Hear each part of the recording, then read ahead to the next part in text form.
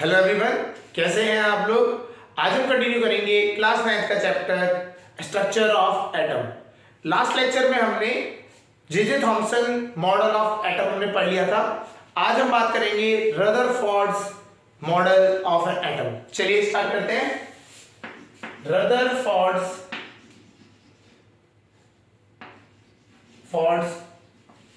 Model of atom.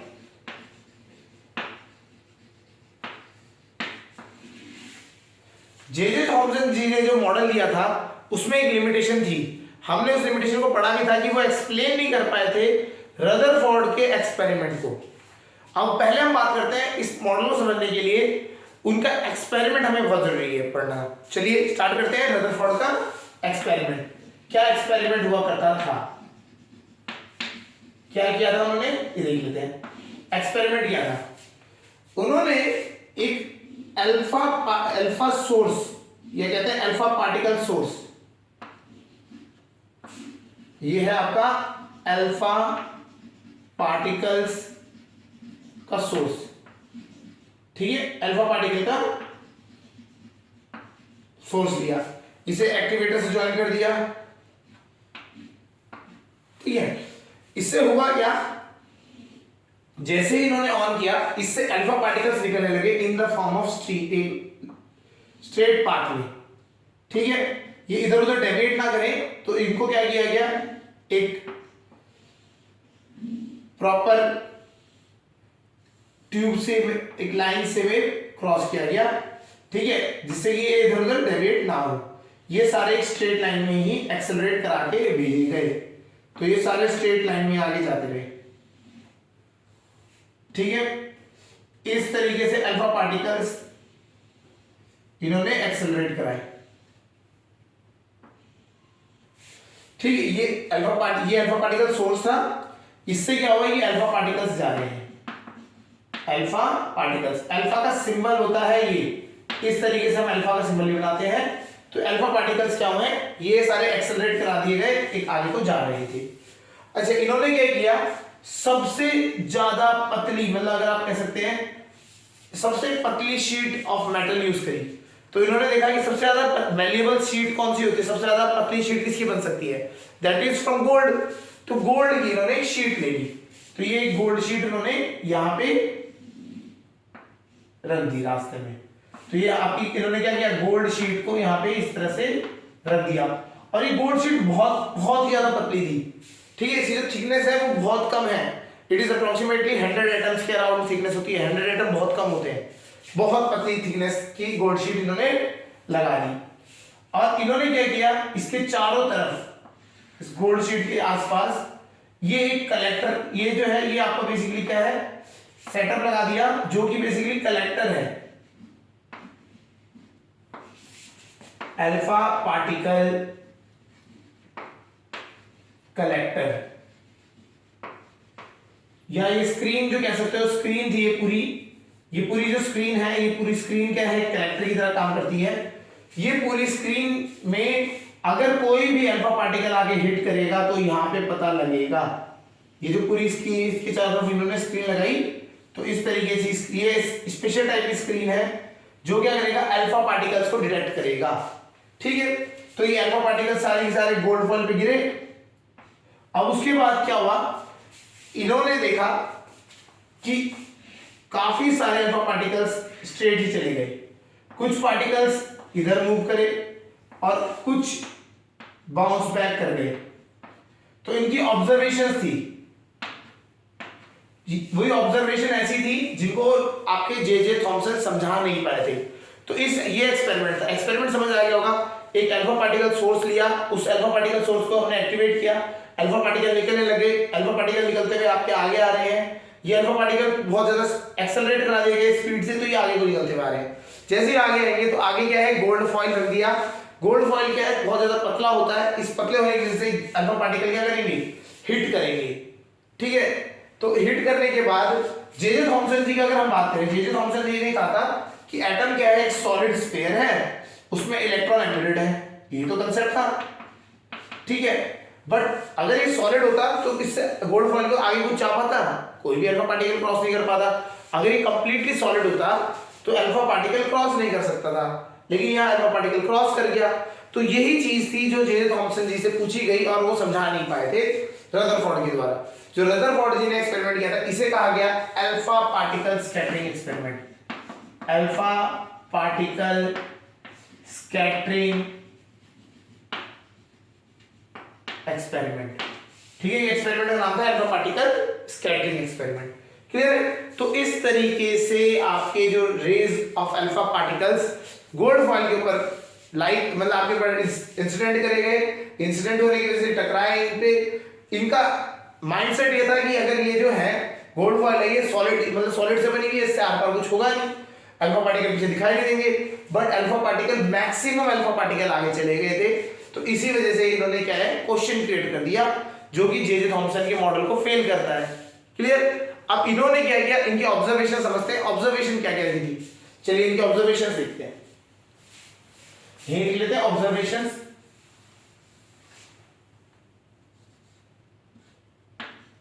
Gold sheet. तो observation क्या थी? पहली ऑब्जर्वेशन, 3 ऑब्जर्वेशन की बात होती है। पहली ऑब्जर्वेशन लिखते हैं मैक्सिमम अल्फा पार्टिकल्स मोर देन 90%, मतलब हम बात करें तो मोर than 90% passes straight through, passes straight through gold foil, through gold foil without deflection, without any deflection, deflect किए बिना सीधा सीधा पार हो गए, सीधा चले गए, कोई मतलब उसमें पाथ में चेंज ही नहीं आया, सारे के सारे सीधे आए थे, सीधे ही चले गए। तो 90% से ज्यादा पार्टिकल्स क्या थे, विदाउट एनी डिफ्लेक्शन सीधा चले गए। तो इन्होंने बहुत ज्यादा अजीब सी बात हो गई। अभी तक तो हम सोच रहे थे कि जाके टकराएंगे, सॉलिड पार्टिकल है, चलो छोटे छोटे गैप भी होंगे तो कुछ एक अंक का पार हो जाएगा सीधा और सारे डिफ्लेक्ट हो जाएंगे, इधर टेढ़ा हो जाएगा, यहाँ चल जाएगा, है ना। तो ये इनका सोचना था, इन्होंने सोचा था कि भैया ये जो अल्फा पार्टिकल है ये एटम ऐसे ऐसे पड़े हुए हैं, चलो इनके बीच में एक दो गैप से निकल भी गया, लेकिन मैक्सिमम क्या होगा, टकरा के इधर उधर हो जाएगा। बट ये तो 99% 90% से ज्यादा सीधा सीधा चले गए, 95 99 ऐसे परसेंटेज चले गए सीधा सीधा। तो इसका मतलब क्या है, इससे उन्होंने कंक्लूजन दिया कि maximum part of atom is empty. इससे उन्होंने क्या बोला, एटम इज एम्प्टी। ये कंक्लूजन निकला इस चीज से। तो इन्होंने बोला भैया ये तभी पॉसिबल है कि जब आगे इनमें गड्ढे हो, गैप हो, खाली हो, तभी तो अल्फा पार्टिकल सीधा निकल गए। तो पहली चीज इन्होंने यहां से ये पॉइंट इन्होंने बताया कि मैक्सिमम जो पार्ट है एटम का, एटम अंदर से खोखला, एटम खोखला है, एटम में बहुत सारा जगह ऐसी है, ऐसा स्पेस है आसपास जो वहां पे कुछ है ही नहीं। तो atom maximum part of the atom is empty, खाली है। क्लियर हो गया, समझ आ गया होगा। तो ये इनकी फर्स्ट ऑब्जर्वेशन थी। अब आते हैं सेकंड ऑब्जर्वेशन पे। ये तो आ गया फर्स्ट ऑब्जर्वेशन, ठीक है। सेकंड ऑब्जर्वेशन समझ आ रहा होगा। सेकंड ऑब्जर्वेशन क्या कहा, some of the alpha particle, some of alpha particles scatter by small angles, small angles। क्या हुआ, कुछ ऐसे पार्टिकल्स, कुछ ही पार्टिकल्स थे जो एंगल में ऐसे अपने पाथ से शिफ्ट कर गए, थोड़े से स्कैटर करके इधर उधर चले गए। तो इसका क्या मतलब है कि ऐसा है जो एटम है आपका, इनका स्टेटमेंट देखो, इसका क्या कहना हुआ, ये बोला कि भैया जो एटम है ना हमारा, इसमें पहली बात तो ये कह रहा है कि भैया बहुत सारी चीज खाली है, बहुत सारा पार्ट खाली है, लेकिन ये कह रहा है कि कुछ पार्टिकल्स स्कैटर कर गए। तो इसका मतलब क्या है, सेंटर में कुछ ना कुछ तो ऐसा है जो क्या कर रहा है, पार्टिकल्स को टकरा के इधर उधर स्कैटर कर रहा है। मैक्सिमम तो सीधा चले जाएंगे, मैक्सिमम सीधा चले गए, लेकिन कुछ ऐसा सेंटर में है जो उसको स्कैटर कर रहा है। तो इसका मतलब क्या है, there is something at centre, और वो स्मॉल साइज का है, कुछ ही करे थे ना, सम बहुत कम किए थे। तो इसका क्या कंक्लूजन निकल के आता है, इससे कंक्लूजन ये निकल के आता है कि देयर एग्जिस्ट सम, ठीक है, यहां पे क्या है, कुछ ना कुछ ऐसा है, some denser thing at the centre में माना हमने सेंटर ऑफ एटम, कोई ना कोई ऐसी डेंसर चीज है जो कि टकराने से क्या कर रही है, इस अल्फा पार्टिकल को क्या कर दे रही है, शिफ्ट करा दे रही है। तो ये जो कुछ ऐसी चीज है जो कि क्या कर रही है, ये चीज शिफ्ट करा रही है। क्लियर हो गया, ये चीज इन्होंने बोला। अच्छा, अभी तक ये था कि हाँ कुछ ना कुछ तो है, तो इसी चीज को उन्होंने क्या है, कंसेप्ट दिया न्यूक्लियस का, इसी को उन्होंने बोला न्यूक्लियस होगा ये क्या है, एटम का न्यूक्लियस। तो discovery of nucleus of atom किसने करी थी, आपके रदरफोर्ड जी ने ही की थी। क्लियर हो गया, तो आपको समझना है न्यूक्लियस की डिस्कवरी कौन करके बैठे थे, रदरफोर्ड, कैसे, एक्सपेरिमेंट से। समझ आ गया। चलिए, अब थर्ड जो था ऑब्जर्वेशन वो बहुत ज्यादा क्रिटिकल था। क्या था third, only 1 out of 12,000 alpha particles bounce back। एक कितने में से, 12,000 में से एक ऐसा पार्टिकल था जो बाउंस बैक कर गया। इसका कंसेप्ट ये बहुत इंपॉर्टेंट है, आपको समझना है इस चीज को। डायग्राम बढ़ा देते हैं, अब इस कंसेप्ट को समझिए। ये जो चीज है ये आपको आइडियलाइज करती है, इनको आइडिया दिया था इन्होंने कि किस तरह से एटम का स्ट्रक्चर होना चाहिए। ठीक है, एक तो इन्होंने बोला कि मैक्सिमम तो अल्फा पार्टिकल निकल गया सीधा, ये तो फर्स्ट वाला पॉइंट था हमारा। ठीक है, कुछ जो थे एक थोड़े से जो शिफ्ट कर रहे थे ऐसे, मतलब डिफ्लेक्ट हो जा रहे थे। ठीक है, इस तरीके से। अब बात आई, उन्होंने बोला एक है जो बाउंस बैक कर जा रहा है, उसी रास्ते में वापस चले जा रहा है। ठीक है, जहां से आया वहीं से आके टकरा के वापस चले गया। अच्छा, अब देखते हैं ये चीज कब पॉसिबल है। यहां पे क्या होता है, बाउंस बैक करके वापस तभी जा सकती चीज जब आपका जाके कॉलिजन हुआ हो, टकराया हो और टकरा के वापस आया हो। तो कोई चीज आई, जैसे अगर मैं हाथ ऐसे करते हैं, फिंगर्स खोल लेते हैं, पार्टिकल्स आ रहे थे, आर पार हो जा रहे थे, कोई साइड से टकराएगा तो थोड़ा इधर उधर हो जाएगा। ठीक है, अगर मेरे को रिबाउंड करना है, आके टकराना है और पीछे जाना है, तो कब पॉसिबल है, ये तभी पॉसिबल है जब यहां पे कोई ना कोई क्या हो, डेंसर पार्टिकल पड़ा हो।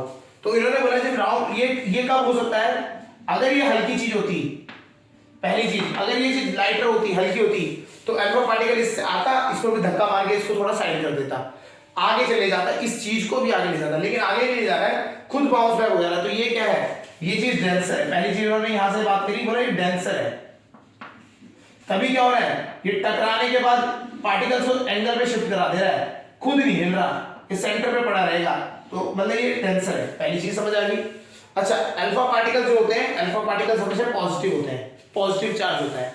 ठीक है, अच्छा, अगर कोई चीज बाउंस बैक कर गई, मतलब पॉजिटिव चार्ज अगर बाउंस बैक कर रहा है, टकरा के वापस जा रहा है, तो मतलब जो सेंटर है वो कब क्या कब हो सकता है, हमें एक चीज पता है, same charge repel each other. अगर पॉजिटिव पॉजिटिव होगा, एक दूसरे को करेंगे, रिपेल करेंगे। अगर सपोज करो ये नेगेटिव होता, तो ये तो बैठा लेता अपने पास ही, अल्फा पार्टिकल्स को अपने साथ ही चिपका लेता है ना, क्योंकि दोनों अपोजिट अट्रैक्ट करते हैं और सेम रिपेल करते हैं। तो अल्फा पार्टिकल पॉजिटिव का है और ये रिपेल कर रहा है, क्योंकि बाउंस बैक कर रहा है, रिपेल कर रहा है, तो ये भी किसका होगा, अल्फा पार्टिकल के चार्ज के जैसा होगा। तो ये सेंटर वाला पार्ट है, ये क्या होगा, डेंसर होगा प्लस पॉजिटिवली चार्ज होगा। कंसेप्ट समझ आ गया, पॉजिटिवली चार्ज होगा। ये भी इन्होंने इससे प्रेडिक्ट किया। कैसे, अगर मैं सपोज करो मेरा हैंड जो है नेगेटिव इलेक्ट्रॉन, नेगेटिव चार्ज है, ये पॉजिटिव है, ये गया तो नेगेटिव क्या करता है, एक साथ चिपका लेगा, बोलेगा कि भैया नहीं जाने नहीं दूंगा। क्यों, दोनों के बीच में अट्रैक्शन फोर्स होता है। अगर मैं बोलता हूं ये पॉजिटिव, ये आएगा इस तरफ, तो ये पहले तो पॉजिटिव है, ये धक्का देने लग जाएगा, इसको बोले दूर जा। अगर ये पूरी फोर्स से आ भी गया, तो आने के बाद ये इसको वापस प्रेशर, अपनी जो रिपल्शन फोर्स है उससे क्या करेगा, इसको वापस भेज देगा। तभी रिबाउंड हो सकता है, आके वापस जा सकता है। तो रिबाउंड कब हो रहा है? रिबाउंड तभी होगा जब अल्फा पार्टिकल का चार्ज और न्यूक्लियस का चार्ज सेम हो। अल्फा पार्टिकल होता है पॉजिटिवली चार्ज, तो इसीलिए न्यूक्लियस भी क्या होता है? Positively charge. तो इससे इनको इन्होंने ये बोला कि भैया ऐसा है, न्यूक्लियस इज, जो न्यूक्लियस इन्होंने बात करी थी सेंटर पे था, is dense and positively charged, positively charge. ठीक है, न्यूक्लियस क्या होता है? डेंस होता है और पॉजिटिवली चार्ज होता है। ये कहां से पता लगा? ये जो आपका लास्ट वाला था कि एक रिबाउंड कर गया। रिबाउंड करना मतलब समझ गया कि भैया ये इसको इसी में रास्ते में जहां से आया था उस साइड से ही वापस भेज दिया। तो ये तभी पॉसिबल है जब क्या है? पॉजिटिव है। तब इनका लॉजिक भी सेट बैठा। इन्होंने बोला आपका क्या हो रहा है, काफी कुछ ऐसे सम पार्टिकल्स थे जो बाउंड पैक कर रहे थे ना, इस तरह से। ये कब पॉसिबल है? ये भी अगर पॉजिटिव है, यहां से पॉजिटिव पास हो रहा है तो इसको शिफ्ट करा देगा रिपेल करके। ठीक है, अगर ये नेगेटिव होता तो इसको चिपका लेता अपने साथ, आगे जाने नहीं देता। ठीक है, तो इसीलिए इन्होंने ये रखा कि ये आपका पॉजिटिवली चार्ज है। न्यूक्लियस क्या होता है आपका? डेंस होता है। डेंस मतलब थोड़ा हैवी होता है एज कंपेयर टू अदर, क्योंकि अल्फा पार्टिकल को बाउंस बैक कर रहा है। अगर ये हल्का होता तो अल्फा पार्टिकल आते और इसको मूव करा देते। हमेशा याद रखना, कॉलिजन हो गया या फिर आपका कभी भी दो फोर्स एक दूसरे के ऊपर लग रहे हैं, कोई भी दो फोर्स एक दूसरे के ऊपर लग रहे हैं, एक्शन और रिएक्शन, तो हमेशा वो वाली बॉडी मूव करती है जो कि हल्के मास में होती है। जैसे फॉर एग्जांपल हम समझा सकते हैं, ग्रेविटी जो है, अर्थ की जो ग्रेविटेशनल फोर्स है वो अर्थ और हमारे बीच में लग रही है, तो कौन बॉडी मूव करेगी? अगर हम कूदते हैं तो हम ही नीचे आएंगे, अर्थ ऊपर नहीं आएगी। जैसे एप्पल है, एप्पल पेड़ से नीचे गिरता है, ऐसा नहीं होता कि अर्थ उठ के पेड़ से चिपक जाएगी। क्यों? बिकॉज मास इसका कम है, अर्थ का मास ज्यादा है और एप्पल का मास कम है, तो हमेशा वही बॉडी मूव करेगी जिसका मास कम है। तो इसमें अगर आप देखेंगे तो अल्फा पार्टिकल वापस मूव कर गया, तो इसका मतलब क्या है? सेंटर में इतना वेट है, इतना मास है कि वो आगे मूव नहीं हो रहा है, तो वो डेंस है और पॉजिटिवली चार्ज है। समझ आ गया? तो इनके तीन ऑब्जर्वेशन थे। पहला ऑब्जर्वेशन समझते हैं कि मोर देन 90% या maximum alpha particles goes straight through without any deflection. ठीक है, इसका मतलब क्या है? Atom is empty, maximum part of the atom is empty, ये चीज उन्होंने बताई। सेकंड चीज उन्होंने बोला some of the alpha particles are scattered in by a small angle, small angle से वो शिफ्ट कर गए हैं या फिर स्कैटर कर गए हैं, फैल गए इधर उधर। ठीक है, तो वो क्या शो करता है कि because there is something present at the centre, जिसको उन्होंने नाम दिया न्यूक्लियस। थर्ड जो बोला, उन्होंने बोला कि भैया ऐसा है 1 out of 12,000 alpha particles bounce back, rebound हो गए, वापस चले गए। तो 1 आउट ऑफ 12,000, तो इसका मतलब क्या? There is a dense positively charge क्यों? बिकॉज अल्फा पार्टिकल को उसने वापस भेजा है। और डेंस क्यों? क्योंकि अल्फा पार्टिकल का मास होता है, उससे तो भारी होना चाहिए, तभी तो उसको वापस भेज पा रहा है। तो डेंस है, पॉजिटिवली चार्ज है, और ये बहुत ज्यादा छोटे साइज में है, क्योंकि 1 एक ही भेज पा रहा है आउट ऑफ 12,000, तो बहुत ही छोटे साइज में। तो ये सारी ऑब्जर्वेशन इनकी रही थी। क्लियर हो गया? ये जो साइज है सेंटर में बहुत छोटा है। क्लियर? चलिए, तो इसको देखते हुए, ये तीन ऑब्जर्वेशंस को देखते हुए रदरफोर्ड ने अपना मॉडल बनाया। अब मॉडल क्या था ये समझ लेते हैं। तो मॉडल क्या था? अब मॉडल पे आ जाते हैं। मॉडल में इन्होंने बहुत सही सिस्टम बताया। उन्होंने बोला देखो ऐसा है, एटम तो आपका ये हो गया सर्कुलर। एटम क्या है? एक सर्कुलर पाथ है ना, सर्कुलर वो है जिसमें मैक्सिमम तो क्या है? खाली है। मैक्सिमम एरिया क्या है? खाली है। और बीच में क्या है? बीच में एक डेंस न्यूक्लियस है। क्या है? न्यूक्लियस है। न्यूक्लियस की डिस्कवरी किसके नाम पे गई? वो आपके रदरफोर्ड जी के नाम पे। ठीक है, और न्यूक्लियस है, और न्यूक्लियस कैसा है? पॉजिटिवली चार्ज है। कैसा है? Positively charge. अच्छा, उस टाइम तक जे थॉमसन के टाइम पे तो खाली इलेक्ट्रॉन डिस्कवर हुआ था, इनके टाइम तक प्रोटॉन भी डिस्कवर हो चुका था। तो इन्होंने इसलिए क्या कह दिया, न्यूक्लियस में क्या पढ़े हैं? प्रोटॉन्स। ठीक है, क्या पढ़े हैं? Protons plus neutrons. न्यूट्रॉन्स भी इनके टाइम पे हो गए थे। तो न्यूट्रॉन्स एंड प्रोटॉन्स दोनों कहां पढ़े थे? न्यूक्लियस से पढ़े थे। और इन्होंने बोला ये जो है आपका ऑर्बिट, इसमें क्या करता है? इलेक्ट्रॉन रिवॉल्व करता है। इलेक्ट्रॉन क्या करता है? रिवॉल्व। इसमें क्या है? इलेक्ट्रॉन जो है रिवॉल्व करता है, ठीक है, around nucleus, around nucleus, nucleus के चारों तरफ इलेक्ट्रॉन रिवॉल्व करता है इन अ सर्कुलर पाथ। तो इन्होंने ये बोला, इस तरह से मॉडल दे दिया और ये काफी हद तक सही था, ठीक है। चलिए तो इनके स्टेटमेंट लिख लेते हैं। मॉडल के बारे में क्या कहा था, atom is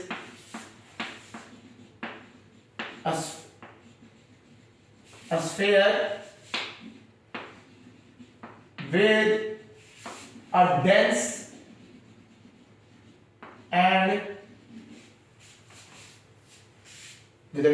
and positively charged nucleus present at the center,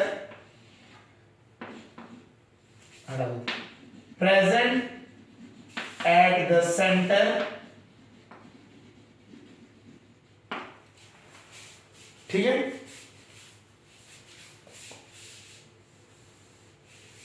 diagram आप बना लेंगे। Present at the centre with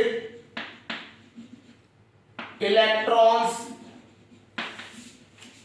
revolving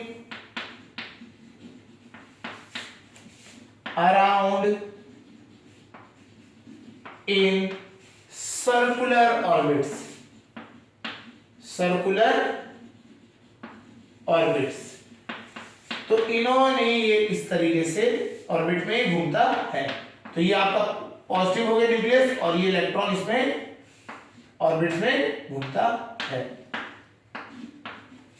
इस तरीके से इन्होंने ये अपना मॉडल दिया न्यूक्लियस। तो एटम का सेंटर जो है वो है न्यूक्लियस और इलेक्ट्रॉन क्या है उसकी चारों तरफ घूमता है। तो ये था रदरफोर्ड का मॉडल, क्लियर है। अच्छा अब क्या है, वही चीज इनकी भी क्या हुआ, लिमिटेशन। काफी चीजें ये समझा नहीं पाए थे तो वो इनकी लिमिटेशन बन गई, ठीक है। देखते हैं क्या क्या लिमिटेशन थी। लिमिटेशंस में आते हैं।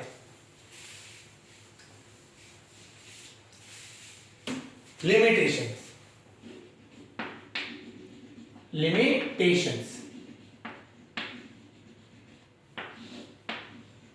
ठीक है। सबसे पहली लिमिटेशन जो क्रिटिकल है ये क्या था, he was unable to explain the stability of atom. First क्या थी, he was unable to explain stability of atom, stability of atom, atom की स्टेबिलिटी को नहीं समझा पाए थे। अब इसे समझना जरूरी है। क्या था समझने का, देखिए इन्होंने, ये है न्यूक्लियस, इलेक्ट्रॉन घूम रहे हैं इसके चारों तरफ और सर्कुलर पाथ में जब इलेक्ट्रॉन कोई भी घूमता है तो एक्सेलरेटेड मोशन होता है। सर्कुलर पाथ जो मोशन होता है, सर्कुलर पाथ में वो होता है हमेशा एक्सेलरेटेड मोशन। यहां पे हमेशा सर्कुलर पाथ में कोई भी बॉडी मूव करती है, याद रखना है आपको, एक्सेलरेटेड मोशन होता है। और हमें क्या बताया गया, हमें ये पता था, हमें एक चीज पता थी, when a charge moves in accelerated motion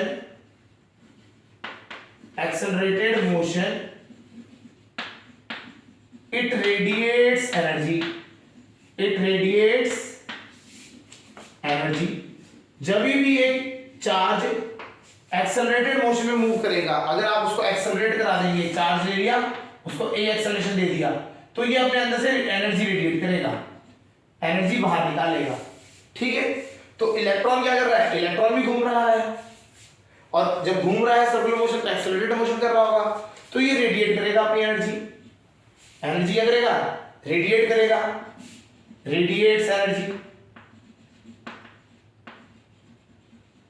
energy को रेडिएट करेगा, ठीक है। अब एक और चीज है, जब कोई भी बॉडी रेडिएट करती है एनर्जी, उसकी एनर्जी कम होती चली जाएगी। तो अगर हम बात करें, अगर आप एक एग्जांपल लेके चले, स्टोन आपने रस्सी से बांधा है ना पत्थर और उसको घुमा रहे हैं पूरी तेजी से, तो वो क्या होगा, वो ऐसे ऐसे घूम रहा होगा आपके चारों तरफ। जैसे जैसे आप एनर्जी कम करते जाएंगे तो पत्थर क्या होगा, आपके पास आना स्टार्ट कर देगा, वो दूर ना रह के कम हो जाएगा, ठीक है। तो अगर वो एक इस तरह से घूम रहा है तो वो घूमते घूमते पास आने लग जाएगा और at the end of the day अगर आप और कम एनर्जी करेंगे तो रुक जाएगा आगे बीच में। तो यही कंसेप्ट इन्होंने यहाँ पे पूछा। इन्होंने बोला भैया ऐसा है, इलेक्ट्रॉन तो आपका घूम रहा है, रेडिएट करेगा एनर्जी, और एनर्जी रेडिएट करने पे एनर्जी लूज करेगा, जैसे ही लूज करेगा तो वो नीचे वाली ऑर्बिट में घूमेगा, फिर वो एनर्जी लूज करेगा, फिर और एनर्जी कम होती जाएगी, कम होती जाएगी। ऐसे करते करते कभी ना कभी तो ऐसा होगा जो इलेक्ट्रॉन है वो कहां जाके गिर जाएगा, न्यूक्लियस में गिर जाएगा। ठीक है, तो जब भी कोई इलेक्ट्रॉन आपका आगे न्यूक्लियस में गिर जाएगा तो एटम क्या हो जाएगा, डिस्ट्रॉय हो जाएगा। और एटम अगर डिस्ट्रॉय हो गया तो ये क्या हो जाएगा, ये शो करता है कि जो जिस चीज से जो एटम है अगर डिस्ट्रॉय हो रहा है तो मैटर किससे बना हुआ है, एटम से। मैटर बना हुआ है एटम से और एटम डिस्ट्रॉय हो जा रहा है, तो एटम डिस्ट्रॉय हो रहा है तो मैटर भी डिस्ट्रॉय हो जाएगा। तो मतलब कोई भी चीज हमारे आसपास वो हमेशा डिस्ट्रॉय हो जाती है। ये चीज सही बात है नहीं। हमारे पास अगर टेबल है बोर्ड है तो ये एज इट इज ही पड़ा रहेगा ना, ऐसा तो है नहीं कि उस टाइम बाद ये डिस्ट्रॉय हो जाएगा, ऐसा तो होना नहीं है। तो इसका मतलब ये चीज गलत है, ये जो इन्होंने कंसेप्ट दिया है गलत है। तो ये इनका यहाँ पे ड्रॉबैक था, यहाँ लिमिटेशन था। क्या था, इन्होंने ये क्या बताया उन्होंने, तो हमें ये स्टेटमेंट बतानी चाहिए कि रेडिएट करने एनर्जी करेगा। ठीक है, अब क्या है, ये क्यों नहीं स्टेबिलिटी समझा पाए थे, electron revolving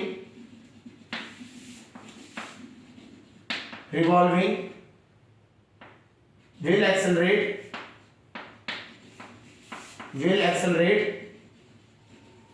so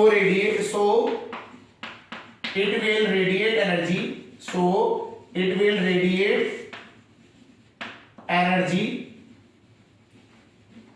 comma as the energy decreases electron moves near the nucleus and with this continuous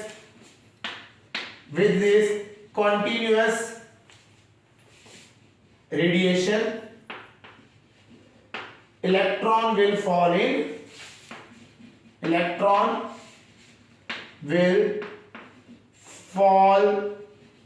in nucleus,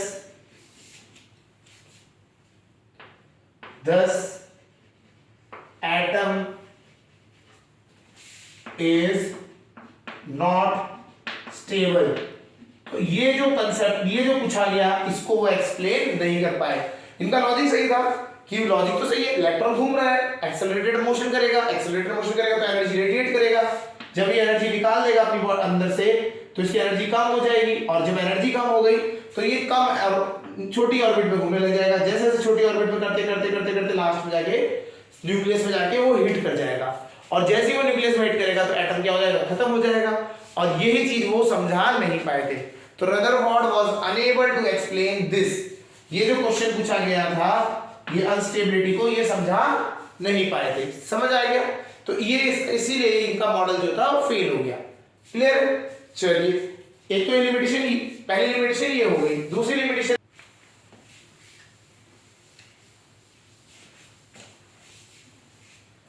दूसरी जो थी अब इनकी लिमिटेशन, इन्होंने क्या बोला था, इलेक्ट्रॉन चारों तरफ घूमते हैं ऑर्बिट में, है ना, एक इस तरह से घूमते हैं इसके चारों तरफ। ठीक है, इलेक्ट्रॉन घूम रहे हैं। ही वॉज, सेकेंड लिमिटेशन ये होगी, he was unable to explain